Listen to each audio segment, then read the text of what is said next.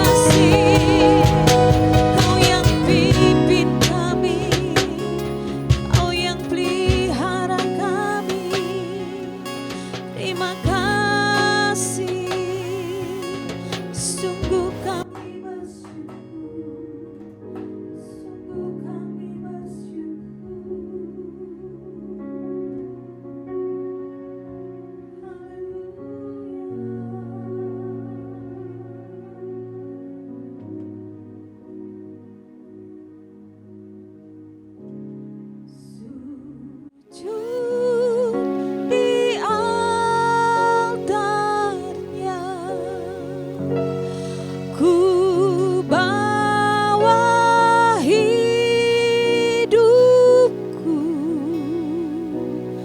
ku terima anugerahnya. Dia ampuniku dan bebaskanku. Dia ubah hidupku,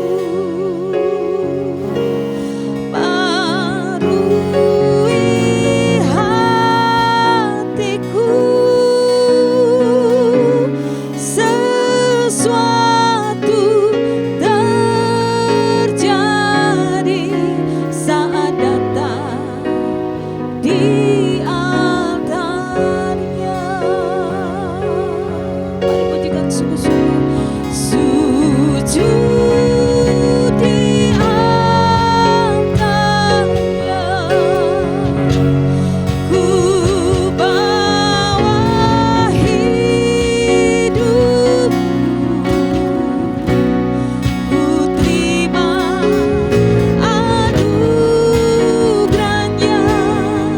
Dia ampuniku dan bebaskanku.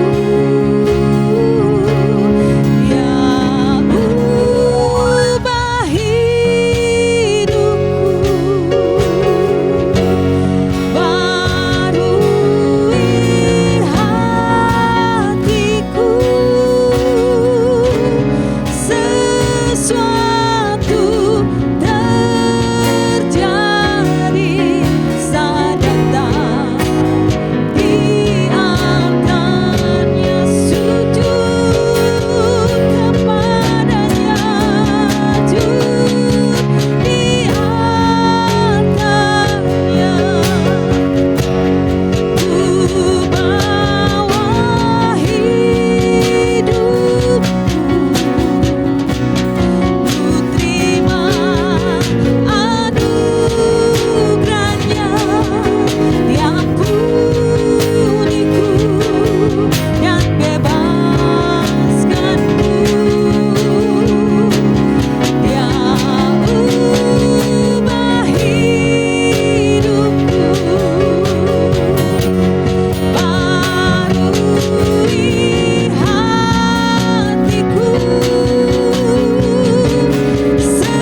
Sesuatu terjadi saat datang di altarnya. Mujizat terjadi, kelepasan terjadi. Sesuatu terjadi saat datang di altarnya.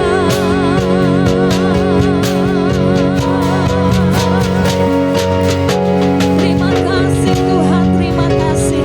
Sungguh kami bangga, kami memiliki Allah yang seperti Engkau Tuhan. Sebab kami akan tinggikan Engkau, kami percaya sukacitamu penuh atas setiap kami Tuhan. Kami percaya damai sejahtera-Mu Tuhan limpah-limpahkan untuk setiap kami. Dan kami percaya kasih-Mu Tuhan, kasih yang selalu baru buat setiap kami. Terima kasih Bapak, terima kasih. Terus Tuhan bekerja atas kami melalui pujian dan penyembahan kami. Kami percaya dan kami mau nama-Mu dimuliakan Tuhan, nama-Mu disukakan Tuhan. Dan biarlah ibadah kami ini menjadi ibadah yang sungguh-sungguh berkenan di hadapan-Mu Bapa. Terima kasih Tuhan, terima kasih. Di dalam nama Yesus setiap kita yang sungguh-sungguh percaya, siap tinggikan Dia, siap bersukacita bersama dengan Tuhan. Sama-sama katakan amin. Haleluya. Kita percaya bahwa Tuhan Yesus selalu baik dan sungguh amat baik dalam hidup kita. Amin. Haleluya.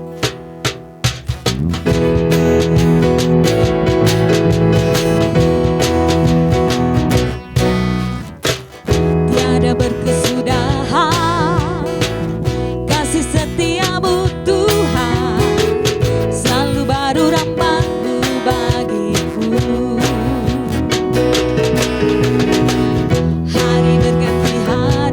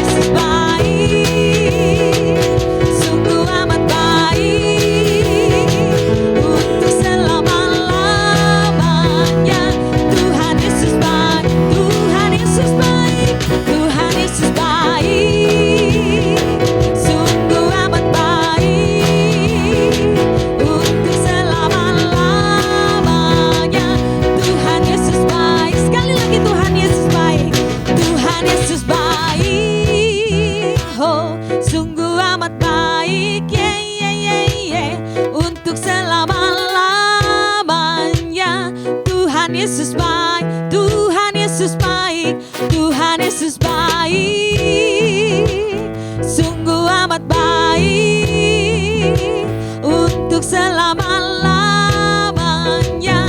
Tuhan Yesus baik, Tuhan Yesus baik, sungguh amat baik untuk selama-lamanya. Tuhan Yesus baik untuk selama-lamanya, dari selama-lamanya sampai selama-lamanya. Tuhan Yesus baik. Haleluya, amin. Puji Tuhan.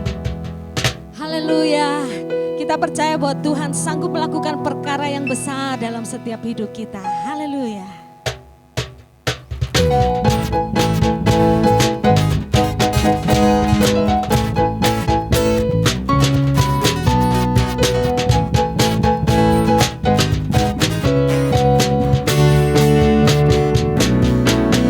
Apa yang tak pernah dilihat mata dan tak pernah didengar telinga, dan tak pernah timbul di dalam hati, semua disediakannya bagi yang mengasihi Dia. Apa yang tak pernah dilihat mata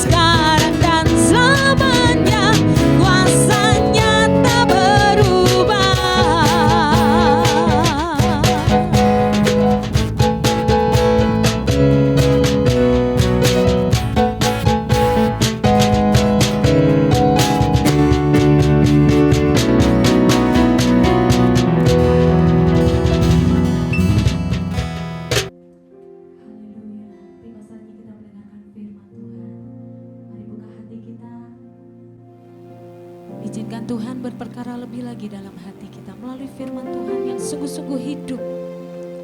Biarlah kita juga mau menjadi tanah-tanah yang siap ditanami oleh benih firman Tuhan. Dan biarlah firman itu terus tumbuh dalam setiap hidup kita. Dan kita dapat melakukannya menurut kesanggupan Tuhan yang Tuhan berikan buat setiap kita. Terima kasih Tuhan. Haleluya Yesus. Kami tidak pernah mengerti apa yang terjadi dalam hidup kami. Tapi kami mau terus mempercayakan hidup kami kepada Engkau Tuhan.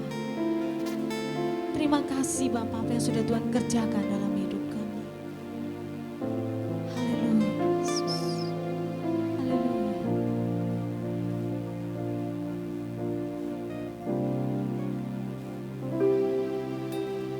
Meskipun tak ku mengerti apa yang ku alami, namun ku yakin Tuhan punya rancangan terbaik.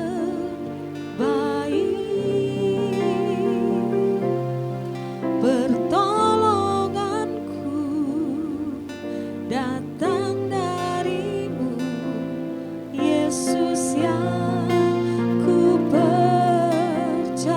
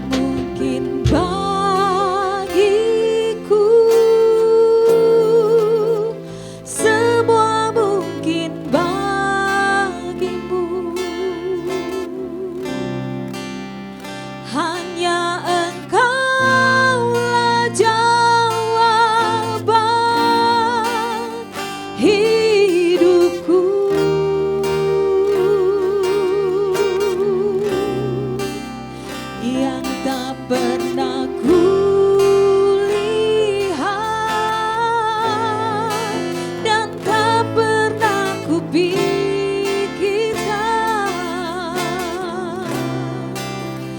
itu yang Kau sediakan bagiku. Lebih sungguh lagi katakan, yang tak mungkin bagiku Tuhan, yang tak mungkin bagiku, semua mungkin bagimu. Hanya Engkaulah jawaban hidupku.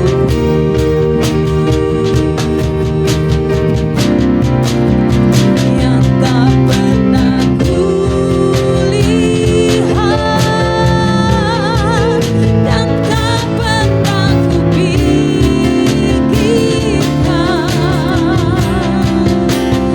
itu yang Kau sediakan bagiku. Itu yang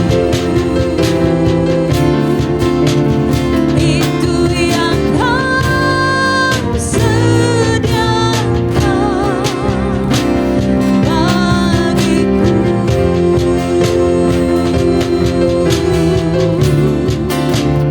Itu yang Kau sediakan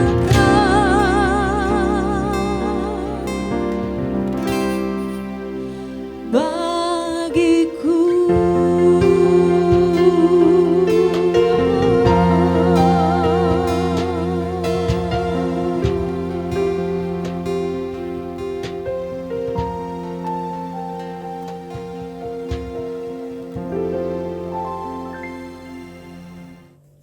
Shalom, selamat pagi Bapak dan Ibu yang dikasihi Tuhan. Pagi hari ini kita bersama-sama memperingati hari kenaikan Tuhan ke surga. Dan saya percaya bahwa ini menjadi sebuah peristiwa yang sangat penting, yang perlu kita pahami secara menyeluruh. Bukan cuma persoalan bagaimana nanti dia datang kembali atau bagaimana nanti dia naik ke surga, tetapi menjadi sebuah hal yang penting, yaitu makna daripada kenaikan ke surga. Karena sebenarnya seringkali orang hanya melihat kuasanya saja, bahwa dia naik ke surga, bangkit, tetapi orang nggak pernah belajar tentang maknanya, sehingga tidak jarang kita memaknainya hanya dengan persoalan-persoalan yang bersifat lahiriah. Tetapi saya rindu pada pagi hari ini, Bapak Ibu yang dikasihi Tuhan, benar-benar memahami apa yang menjadi makna ketika dia harus naik ke surga. Oleh sebab itu, pagi hari ini, sebelum kita memulai untuk belajar kebenaran firman Tuhan, mari kita berdoa bersama-sama. Bapa, kami mengucap syukur buat kebaikan kasih Bapa yang luar biasa, yang sudah menganugerahkan kehidupan yang baik dan keselamatan yang Tuhan sudah sedang kerjakan di dalam hidup kami. Oleh sebab itu, kami mau belajar lebih dalam lagi untuk mengerti hati dan pikiran Bapa, sehingga dalam perjalanan hidup kami tidak terseret oleh arus pengajaran-pengajaran yang tidak terarah kepada pikiran dan perasaan Bapa. Terima kasih Bapa, kami serahkan hati dan pikiran kami ini hanya untuk menerima dan mendengarkan firman-Mu secara serius, karena kami percaya melalui pendengaran akan firman Tuhan, maka iman percaya kami makin bertumbuh dan makin dewasa di dalam nama Tuhan Yesus Kristus. Terima kasih Tuhan, siapkan hati dan pikiran kami. Haleluya, amin. Puji nama Tuhan. Bapak dan Ibu yang dikasihi Tuhan, pagi hari ini kita akan membaca kitab Kisah Para Rasul, pasal yang pertama, ayat yang ke-6 sampai ayat yang ke-11. Mari kita baca bersama-sama. Maka bertanyalah mereka yang berkumpul di situ, Tuhan, maukah engkau pada masa ini memulihkan kerajaan bagi Israel? Jawabnya, engkau tidak perlu mengetahui masa dan waktu yang ditetapkan Bapa sendiri menurut kuasanya. Tetapi kamu akan menerima kuasa kalau Roh Kudus turun ke atas kamu, dan kamu akan menjadi saksiku di Yerusalem dan di seluruh Yudea dan Samaria dan sampai ke ujung bumi. Sesudah ia mengatakan demikian, terangkatlah ia disaksikan oleh mereka dan awan menutupnya dari pandangan mereka. Ketika mereka sedang menatap ke langit, waktu ia naik itu, tiba-tiba berdirilah dua orang yang berpakaian putih dekat mereka dan berkata kepada mereka, "Hai orang-orang Galilea, mengapakah kamu berdiri melihat ke langit? Yesus ini yang terangkat ke surga meninggalkan kamu, akan datang kembali dengan cara yang sama seperti kamu melihat dia naik ke surga." Puji nama Tuhan.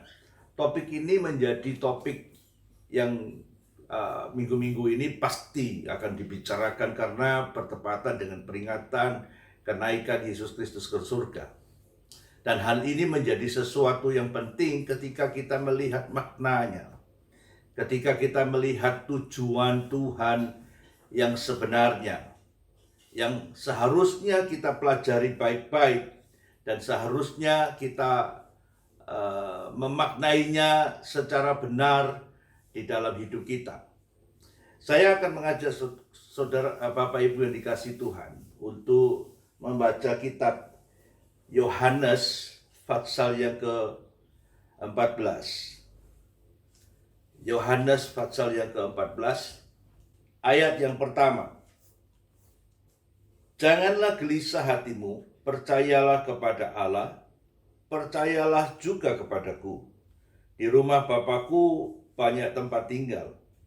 Jika tidak demikian, tentu aku mengatakannya kepadamu. Sebab aku pergi ke situ untuk menyediakan tempat bagimu. Dan apabila aku telah pergi ke situ dan telah menyediakan tempat bagimu, aku akan datang kembali dan membawa kamu ke tempatku, supaya di tempat di mana aku berada, kamu pun berada. Dan kemana aku pergi, kamu tahu jalan ke situ. Kata Thomas kepadanya, Tuhan, kami tidak tahu kemana engkau pergi. Jadi bagaimana kami tahu jalan ke situ? Kata Yesus kepadanya, akulah jalan dan kebenaran dan hidup. Tidak ada seorang pun yang datang kepada Bapa kalau tidak melalui aku. Sekiranya kamu mengenal aku, pasti kamu juga mengenal Bapakku. Sekarang ini kamu mengenal dia dan kamu telah melihat dia. Kata Filipus kepadanya, Tuhan, tunjukkanlah Bapa itu kepada kami. Itu sudah cukup bagi kami. Kata Yesus kepadanya, telah sekian lama aku bersama-sama kamu, Filipus. Namun engkau tidak mengenal aku. Barang siapa telah melihat aku, ia telah melihat Bapa. Bagaimana engkau berkata, tunjukkanlah Bapa itu kepada kami? Tidak percayakah engkau bahwa aku di dalam Bapa dan Bapa di dalam aku? Apa yang aku katakan kepadamu tidak aku katakan dari diriku sendiri, tetapi Bapa yang diam di dalam aku, dialah yang melakukan pekerjaannya. Percayalah kepadaku bahwa aku di dalam Bapa dan Bapa di dalam aku. Atau setidak-tidaknya percayalah karena pekerjaan-pekerjaan itu sendiri. Aku berkata kepadamu, sesungguhnya barang siapa percaya kepadaku, ia akan melakukan juga pekerjaan-pekerjaan yang aku lakukan. Bahkan pekerjaan-pekerjaan yang lebih besar daripada itu. Sebab aku pergi kepada Bapa, dan apa juga yang kamu minta dalam namaku, aku akan melakukannya supaya Bapa dipermuliakan di dalam Anak. Jika kamu meminta sesuatu kepadaku di dalam namaku, aku akan melakukannya. Bapak Ibu yang dikasihi Tuhan, di sini kita melihat dari sebuah kisah ketika Yesus akan naik ke surga. Dan terlihat bahwa murid-murid pada zaman Kisah Para Rasul itu mengalami kegelisahan. Mengapa mereka mengalami kegelisahan? Karena mereka tidak habis mengerti bahwa mungkin sebagai orang yang mendampingi Yesus selama pengajaran-pengajaran Yesus, maka mereka seringkali melihat bahwa Yesus itu melakukan banyak mujizat. Tetapi ketika mereka mendengar tentang dan mereka melihat tentang kematian Yesus dan kebangkitannya, dan kemudian Yesus akan pergi ke surga, maka muncul pertanyaan-pertanyaan. Sekalipun pertanyaan itu kemudian tidak bisa dinalar oleh mereka dan tidak bisa dipercayai oleh mereka. Kalau kita mau membaca di dalam Kisah Para Rasul pasal yang pertama, di situ dikatakan bahwa Yesus selama 40 hari menjelang dia naik ke surga, dia mengajar tentang kerajaan surga.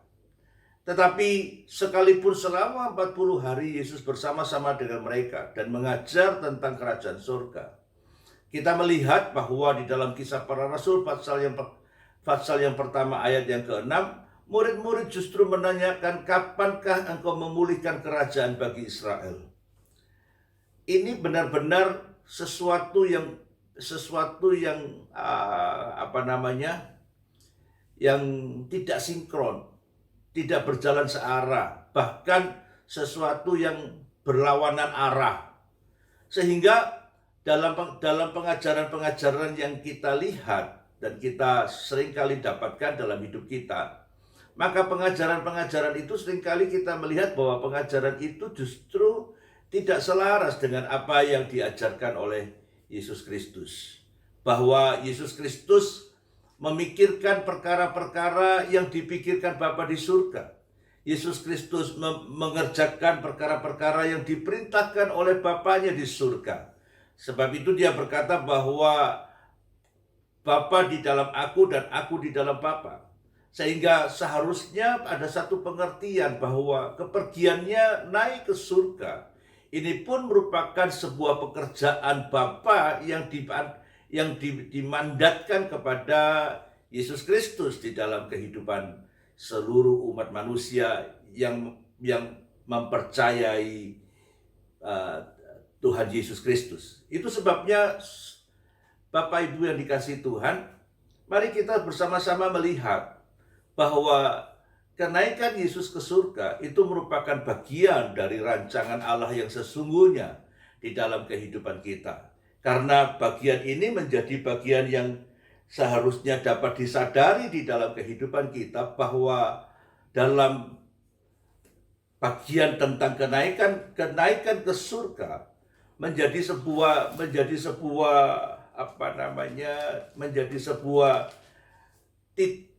sebuah titik kulminasi dalam pelayanan Yesus selama dia hidup di dunia ini, bahwa semua orang harus menyadari bahwa melalui Yesus Kristus inilah tujuan Bapa mengasihi kita itu harus tergenapi di dalam kehidupan setiap orang yang percaya kepada Tuhan. Bapak Ibu yang dikasihi Tuhan, maka pada pagi hari ini saya rindu bahwa kita bisa menangkap apa yang dipikirkan Bapa di surga tentang keberadaan Yesus Kristus yang harus naik ke surga. Itu sebabnya kita melihat di dalam kitab Yohanes pasal yang 14 tadi, kita melihat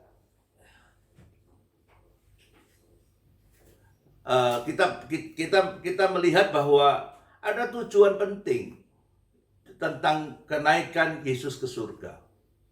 Dalam Kisah Para Rasul pasal yang pertama ayat yang ke-9 sampai ayat yang ke-11 itu pun kita bisa melihat betapa Tuhan itu, Bapa di surga itu mengasihi Bapa dan Ibu yang dikasihi Tuhan.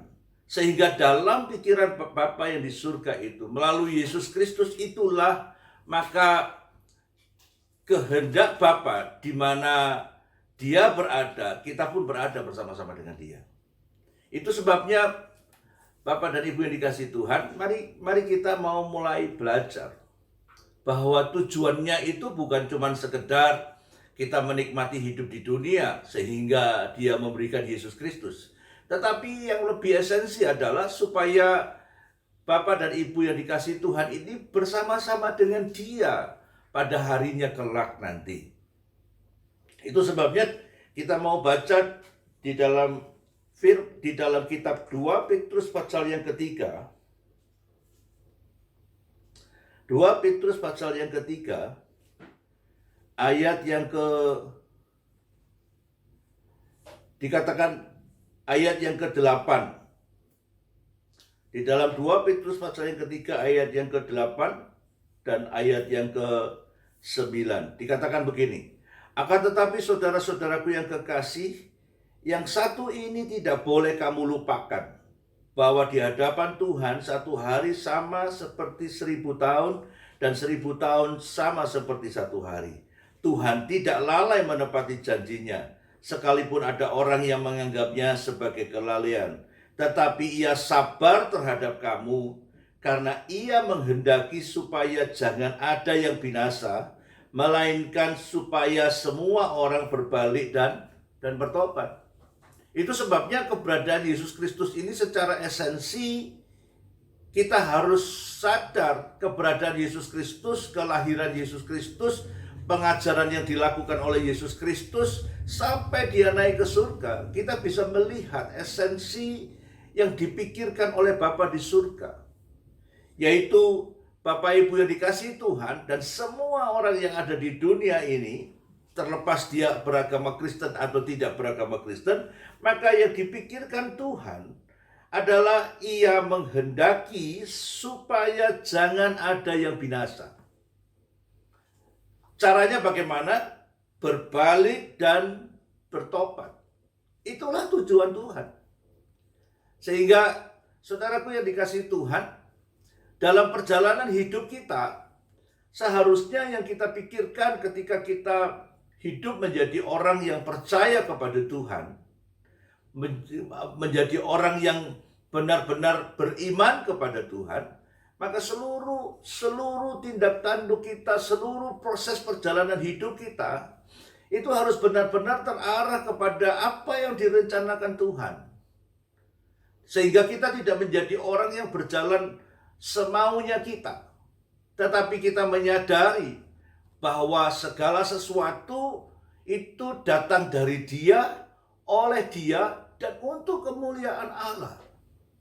Itu sebabnya Bapak Ibu yang dikasihi Tuhan, mari kita benar-benar belajar dan menyerahkan diri kita. Dari pengajaran ini kita bisa melihat kehadiran Yesus Kristus di dalam dunia ini adalah sebuah kehadiran yang sangat penting untuk diresponi. Seringkali kita merasa bahwa mungkin kita sering berpikiran begini, Tuhan ada di mana sih? Untuk apa sih Tuhan ada di dunia ini? Kira-kira keberadaan Tuhan itu pentingnya ada di mana? Nah, seringkali orang kemudian mereka-reka, menafsirkannya dengan mungkin Tuhan berada di dunia ini supaya kita tidak kesulitan. Artinya tidak kesulitan hidup, dalam artian bahwa kita punya pekerjaan yang baik, kita punya keluarga yang baik, kita punya kehidupan yang baik. Sehingga kedatangan kita ke gereja dalam meresponi Tuhan di dalam hidup kita itu tidak dengan cara yang seperti yang dipikirkan Tuhan. Kita hanya membayangkan bahwa kalau kita ke gereja, maka secara otomatis keluarga kita jadi baik.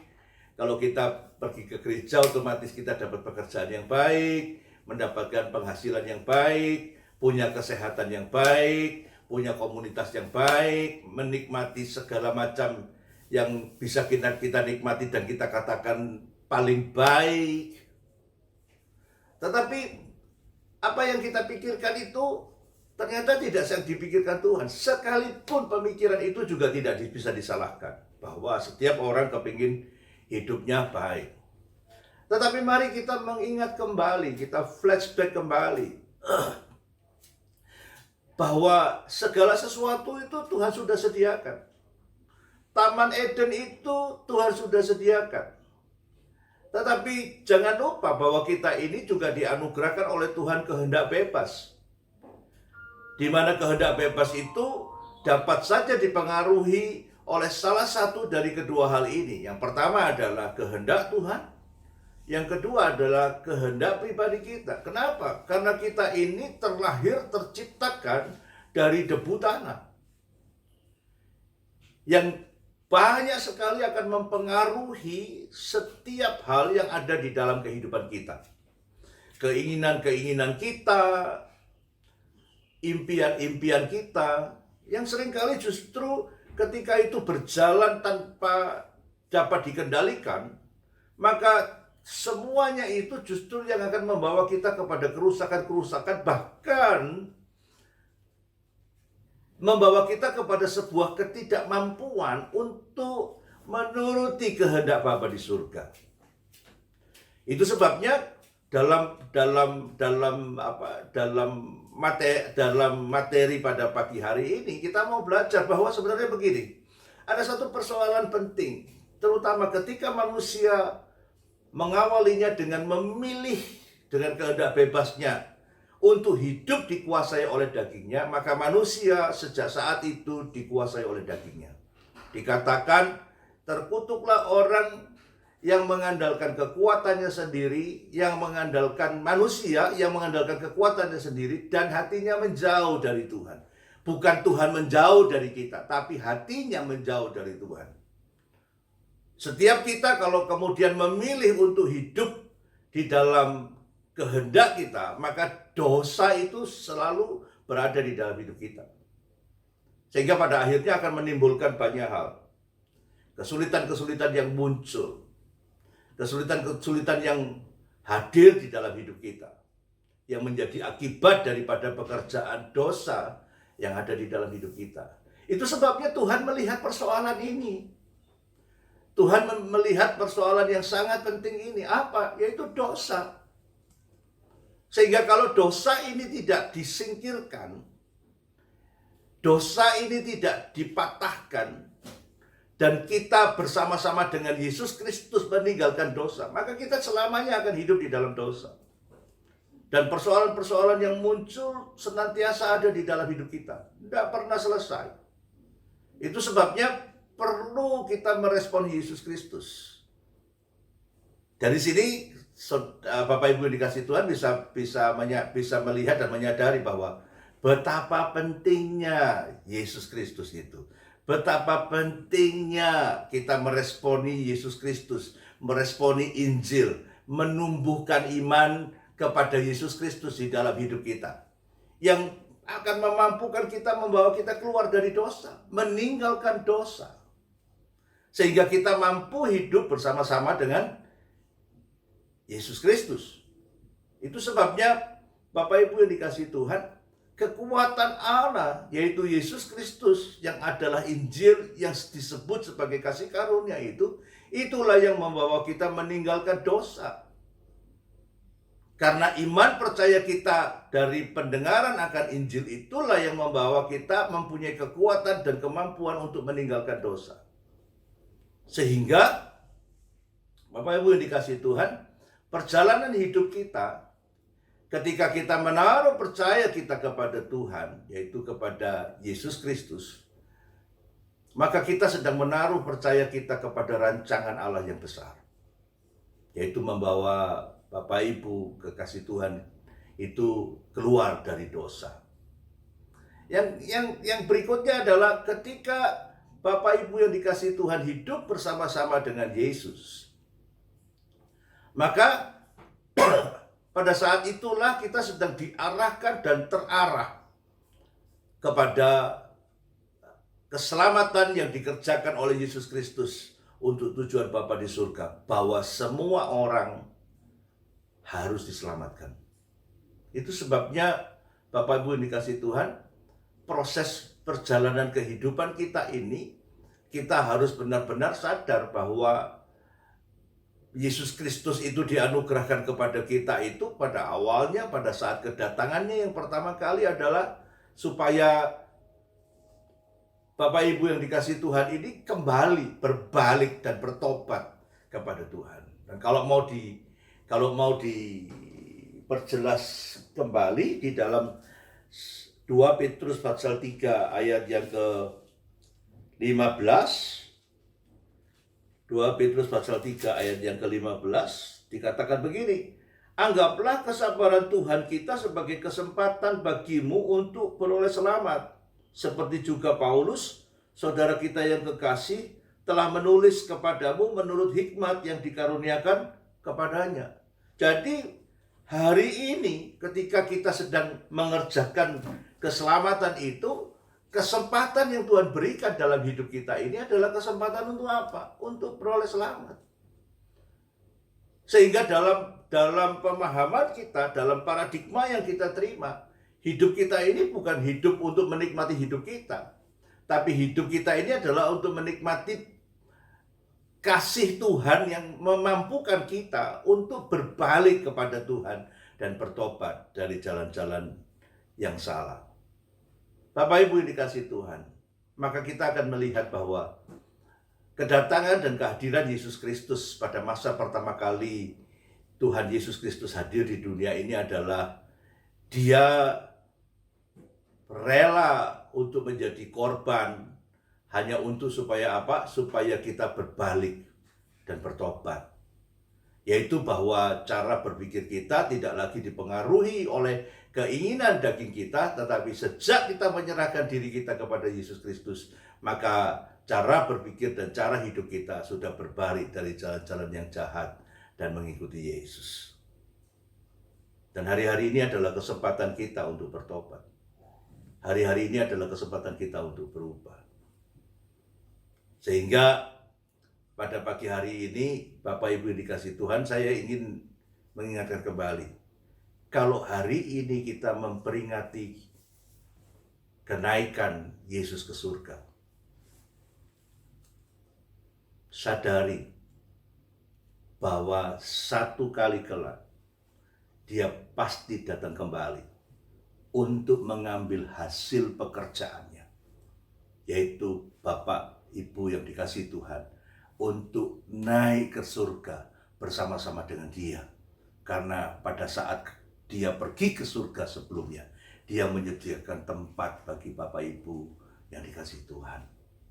Sehingga kita tidak bisa lagi seperti orang-orang yang ada pada zaman Petrus, yang mengatakan bahwa dari dulu bicara Tuhan mau datang, dari dulu bicara Tuhan datang.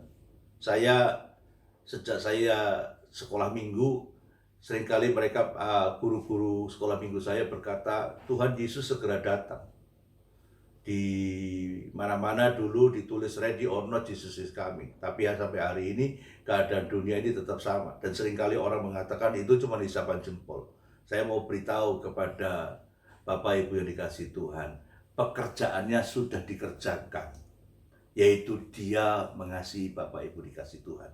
Dengan cara bagaimana? Ia memberikan anaknya. Dan sekali lagi nanti Dia akan datang.